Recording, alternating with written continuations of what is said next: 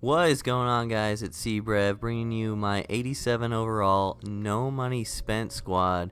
It is August 24th, about 2.5 weeks since I've gotten the game. I got it on the 3 days early pre-order thing, August 7th I want to say. And we're already up to an 87 overall with no money spent. I'm super proud of this squad. If you want to know how I'm making so many coins without spending money, please drop a like and subscribe to the channel for more content as such. But let's get into the squad and kind of my thoughts moving forward and my process on how I purchase players and stuff. Prior to today, I didn't know if powering up Jerry Rice to 90 was worth it because it cost 2,200 training points, which I think was like 170k coins for me, which I figured 170k coins for a 90 wide receiver pretty good, but it turns out it was worth it because they did drop the tokens today. Well, the first one is for the Gatorade program, and now we know how it works. Basically, you're going to get one captain token per promo that comes out, and you can get this card all the way up to a 99 with no more training required, so that's going to be super worth.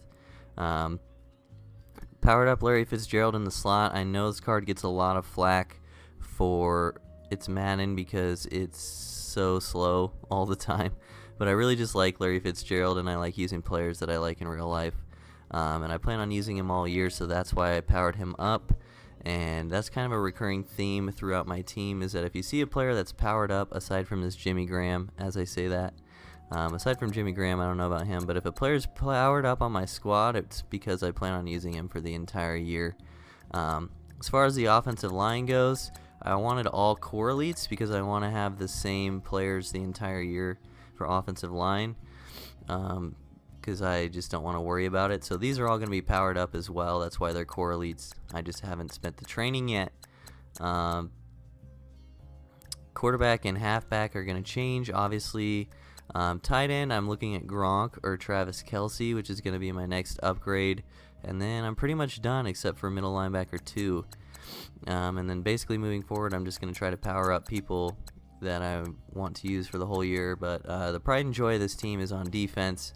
I'm super proud of this defense. You can see the fully powered up Tyrann Mathieu. This card cost me about 400k. We've got the powered up Telvin Smith, the Luke Kuechly. I don't actually know if I'm going to keep Luke Kuechly. I really want Bobby Wagner here, and I just don't know how I feel about Luke Kuechly, especially with Shazier going to be upgraded eventually. You're only really going to use 2 middle linebackers, so I don't know. Let me know in the comments if I should sell or keep Luke Kuechly. Von Miller at left outside, going to be staying here all year, so he'll be powered up as well. Cam powered up, going to stay. Corners. This Rod Woodson has been playing really well for me. I upgraded him to an 88 with the Hall of Fame sets. 88 to 90 was just crazy expensive. There's no way I was doing that. It was like 500k just for those last 2 points of overall, so I went ahead and passed on that.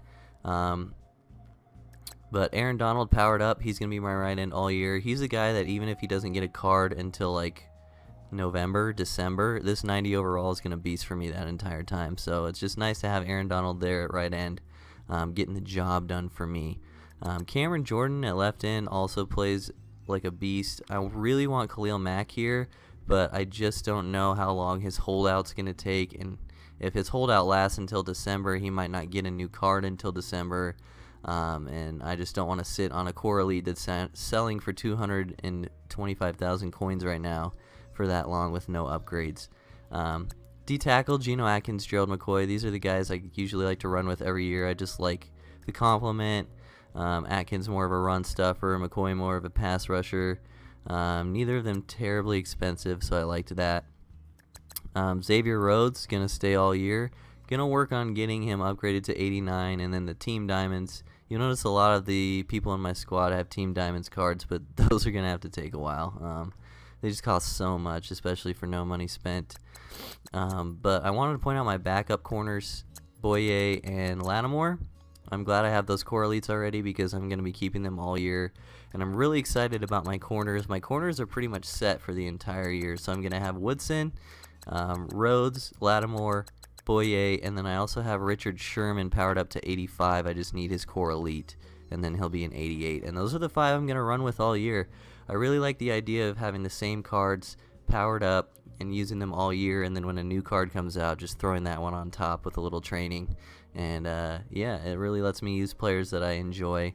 One thing I wanted to go over is that I made some changes recently. I used to have Patrick Peterson at corner, and he's selling for about 230K right now, and I decided to sell him, and with the money I bought Boye and Lattimore. And the reason I did that is because I think that Boye and Lattimore cards in general play just as good as Patrick Peterson.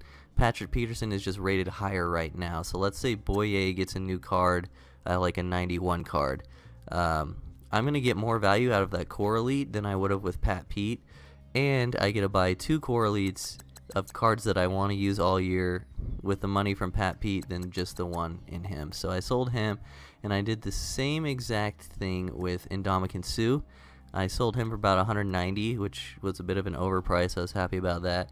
And with the money I bought Geno Atkins and Gerald McCoy, which are both have team diamonds. Both, if I got them powered up, would be better than Suh right now. So I just like the idea of, you know, taking the slightly lower overall core elite and having 2 players instead of 1. So that's the squad, guys. Let me know in the comments what changes you think I can make, what cards you think on my team are garbage, and I'll see you in the next video. Peace.